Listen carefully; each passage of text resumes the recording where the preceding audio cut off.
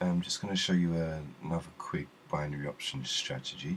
Quite simple. It's a kind of a play on our Bollinger Band strategy. You're going to need two Bollinger Bands and one moving average. Okay, let's just jump straight in. I've got a 10-minute chart here with some bars. I'm going to throw on a Bollinger Band first, period 14, deviation of 2. My lovely green and red lines there. Going to from the second one, same period 14, but with a deviation of 1.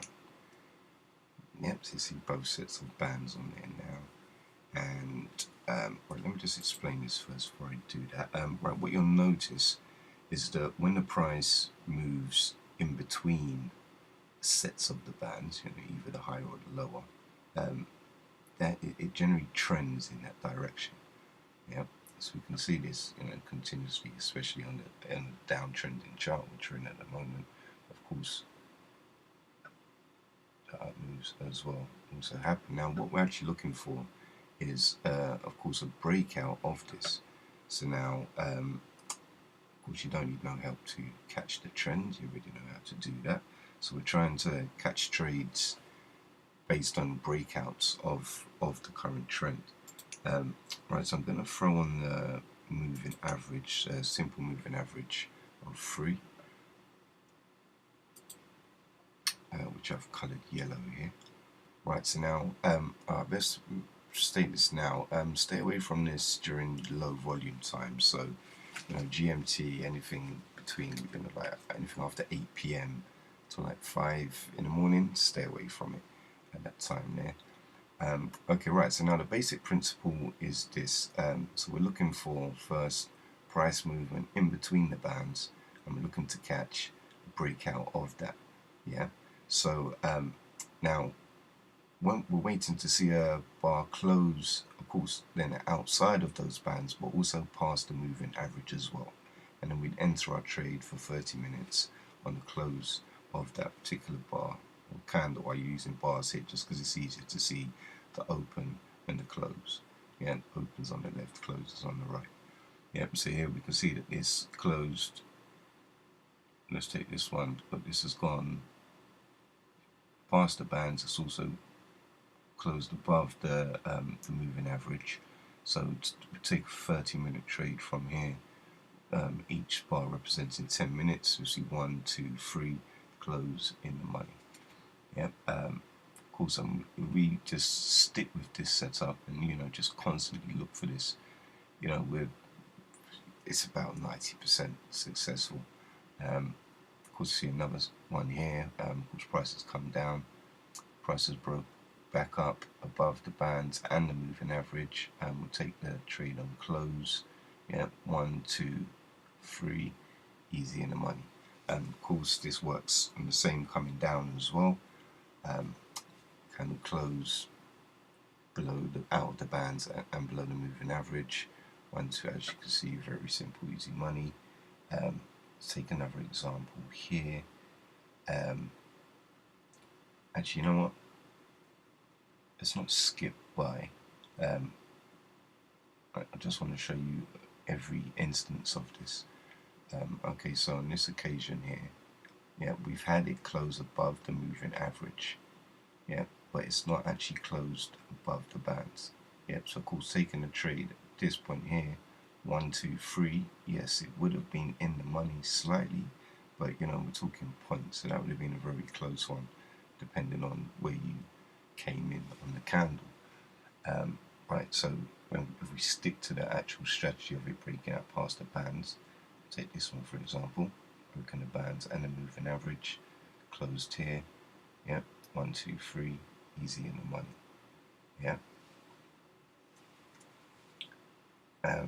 Here's another instance of it breaking the moving average but not breaking out of the bands. This is what I really want to show you guys. So if we take this one here now, yeah, you'll see 1, 2, 3.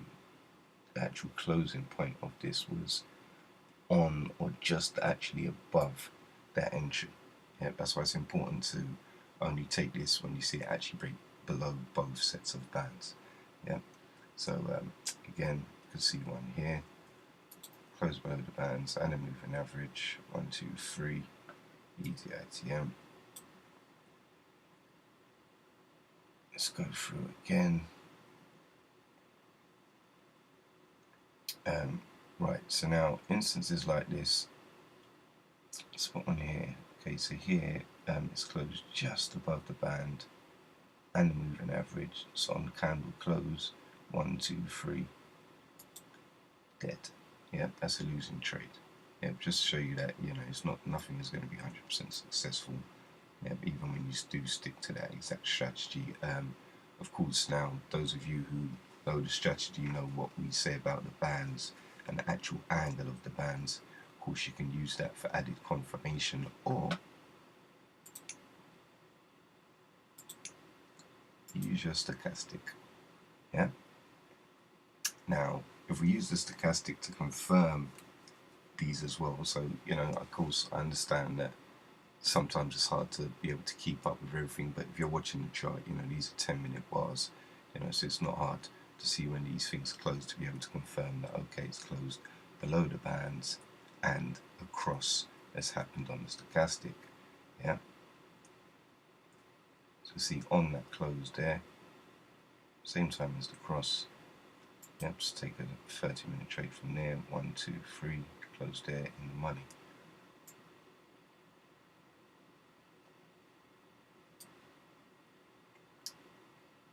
Here, close above the band. We've got a cross in the stochastic as well. Yep, 1, 2, 3, easy in the money.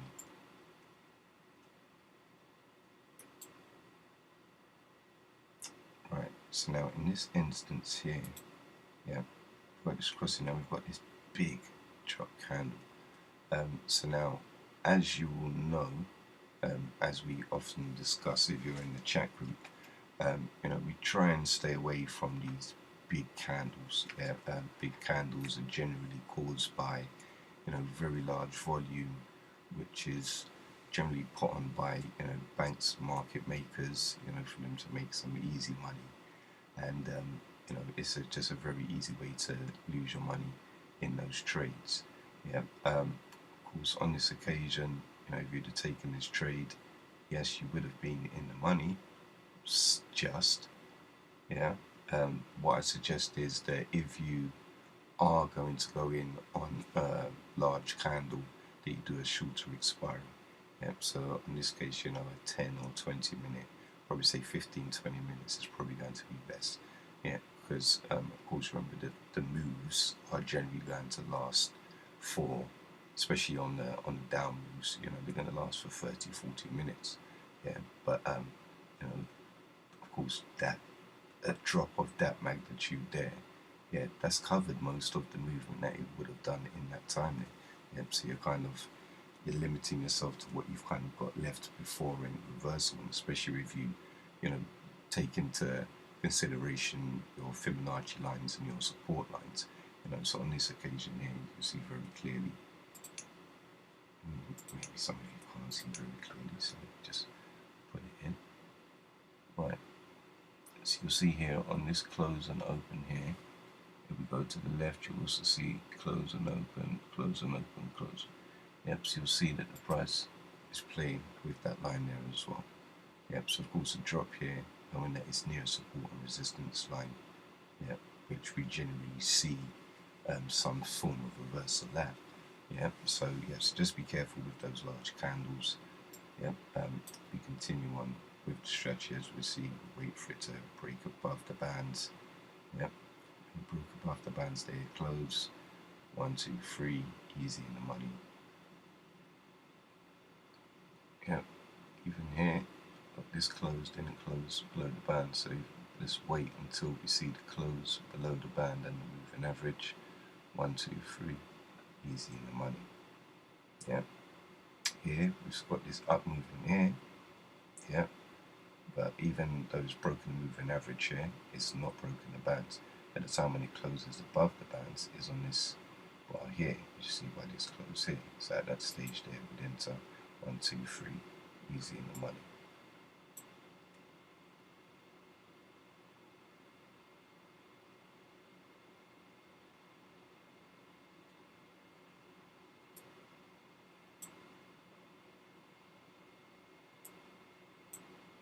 setup would be here, above the bands, and moving average, close there. 1, 2, 3, easy and money.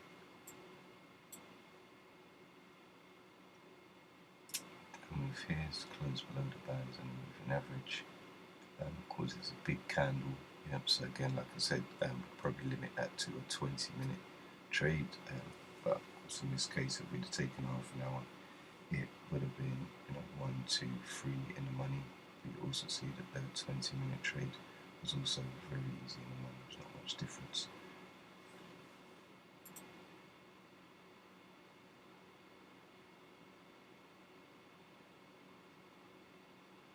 Yep. Again. Now this is just to show you what I was saying about the low volume times. Right, so here we've got a break above the bands, yeah, and the moving average on the close of that candle. 1, 2, 3. Yeah, this is out the money. Look what time that this falls in. I'm saying after 8 o'clock. Because the volume is just not really there to push the momentum of this when it happens. You have to remember, a lot of traders use these same techniques and will place their trades accordingly.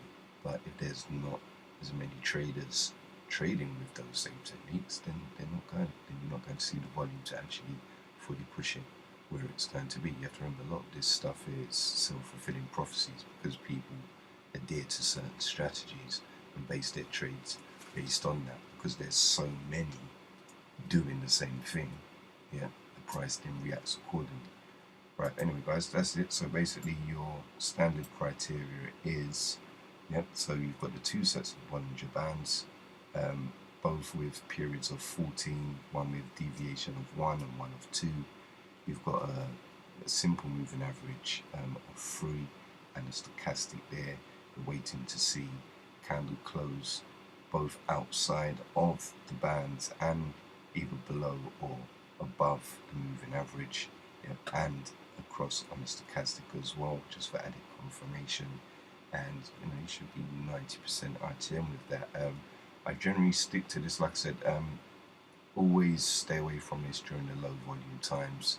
It does work, but your success rate is probably going to be more likely to be 75-80% instead of 90-95% of the time. Yeah, that's it.